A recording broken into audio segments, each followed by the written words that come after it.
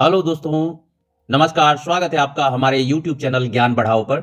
दोस्तों, आज का टॉपिक है प्राचीन भारतीय इतिहास, पुरातात्विक एवं साहित्यिक स्रोतों का गहन विश्लेषण। दोस्तों, क्या आपने कभी सोचा है कि इतिहासकार प्राचीन भारत के बारे में सटीक जानकारी कैसे प्राप्त करते हैं? वे यह कैसे तय करते हैं कि कोई राजा किस काल में शासन कर रहा था, समाज की संरचना कैसी थी या कौन सी परंपराएं प्रचलित थीं? दोस्तों, इसके दो प्रमुख स्रोत हैं। पुरातात्विक स्रोत, आर्कियोलॉजिकल सोर्सेस, जो हमें ठोस भौतिक साक्ष्य प्रदान करते हैं। साहित्यिक स्रोत, लिटरेरी सोर्सेस, जो हमें तत्कालीन समाज और विचारधारा की झलक दिखाते हैं। दोस्तों, आज के इस वीडियो में हम इन दोनों प्रकार के स्रोतों का अत्यंत विस्तृत विश्लेषण करेंगे और जानेंगे कि भारत का प्राचीन इतिहास कैसे पुनर्निर्मित किया जाता है। भाग 1, पुरातात्विक स्रोत, आर्कियोलॉजिकल सोर्सेस। हमारे पास प्राचीन भारत की जानकारी के सबसे ठोस प्रमाण खुदाई से प्राप्त वस्तुएं और संरचनाएं हैं। इसे ही पुरातात्विक स्रोत कहा जाता है। अब प्रश्न है कि पुरातात्विक स्रोत को कितने भागों में बांटा जाता है? दोस्तों, इन्हें मुख्यतः 4 भागों में बांटा जाता है। पुरालेख, एपिग्राफी, जिसमें शिलालेख, ताम्रपत्र, स्तंभ लेख आते हैं। दूसरा है मुद्रा शास्त्र, न्यूमिस्मेटिक्स। इसके अंतर्गत सिक्कों से प्राप्त जानकारियां शामिल होती हैं। तीसरा है आर्किटेक्चर।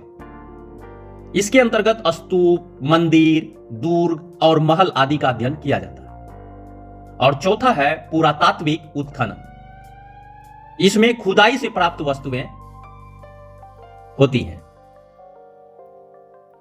पुरालेख, अभिलेखों और शिलालेखों का अध्ययन।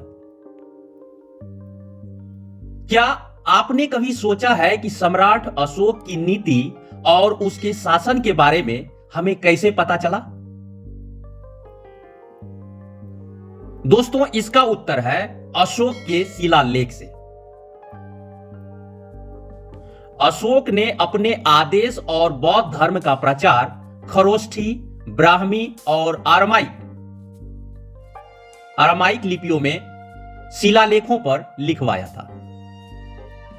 उदाहरण के लिए गिरनार शिलालेख, धौली शिलालेख और सारनाथ स्तंभ। अन्य महत्वपूर्ण पुरालेख प्रयाग प्रशस्ति, इलाहाबाद शिलालेख के नाम से भी जाना जाता है। सम्राट समुद्रगुप्त की उपलब्धियों की चर्चा है इसमें। हाथी गुम्फा शिलालेख, खारवेल का शासन की चर्चा है इसमें। एहोल शिलालेख, पुलकेशिन द्वितीय की विजय की जानकारी इससे प्राप्त होती है। मुद्रा शास्त्र, प्राचीन सिक्कों का अध्ययन। दोस्तों, क्या आप जानते हैं कि गुप्त काल में भारत इतना समृद्ध था कि उसकी स्वर्ण मुद्राएं पूरे दक्षिण एशिया में प्रचलित थी। सिक्कों से हमें क्या जानकारी मिलती है? राजाओं के नाम और शासनकाल, जैसे चंद्रगुप्त द्वितीय के सिक्कों पर विक्रमादित्य लिखा था।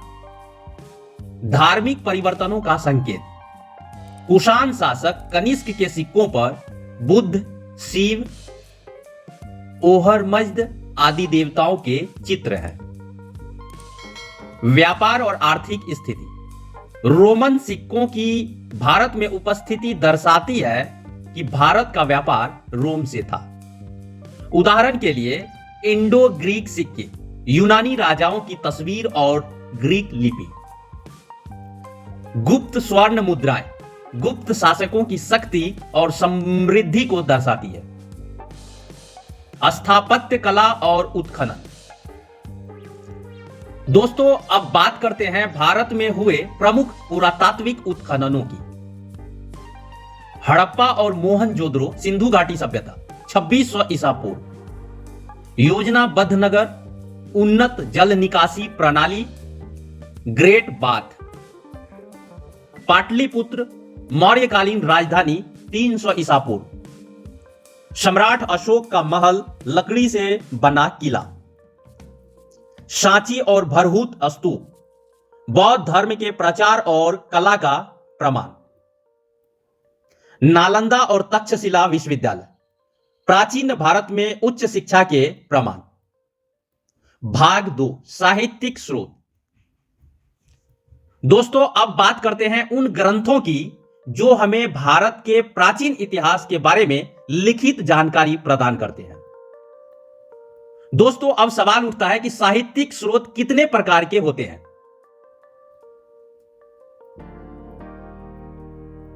दोस्तों यह मुख्यतः 3 प्रकार के होते हैं। धार्मिक स्रोत जिसके अंतर्गत वेद, उपनिषद, महाभारत, रामायण, जैन और बौद्ध ग्रंथ आदि आते हैं। ऐतिहासिक ग्रंथ एवं राजकीय प्रशस्तियां जैसे राजतरंगिणी, प्रयाग प्रशस्ति आदि। विदेशी यात्रियों के वृत्तांत जैसे मेगास्थनीज की इंडिका, वेनसांग की, सीयू की आदि। धार्मिक ग्रंथ रिलीजियस टेक्स्ट। दोस्तों अब सवाल उठता है कि क्या वेदों से हमें ऐतिहासिक जानकारी भी मिलती है? जी हां दोस्तों, हां वेदों से ऐतिहासिक जानकारी मिलती है। वेदों में उस काल के समाज, अर्थव्यवस्था और राजनीति की झलक मिलती है। ऋग्वेद आर्यों की सामाजिक व्यवस्था, राजा और सभा समिति का उल्लेख है इसमें। महाभारत और रामायण प्राचीन राजनीतिक और सामाजिक विचारधारा का वर्णन है इसमें। त्रिपिटक बौद्ध ग्रंथ गौतम बुद्ध के जीवन और शिक्षाएं। कल्पसूत्र जैन ग्रंथ महावीर स्वामी और जैन ग्रंथ के जैन धर्म के नियम आदि। विदेशी यात्रियों के वृत्तांत।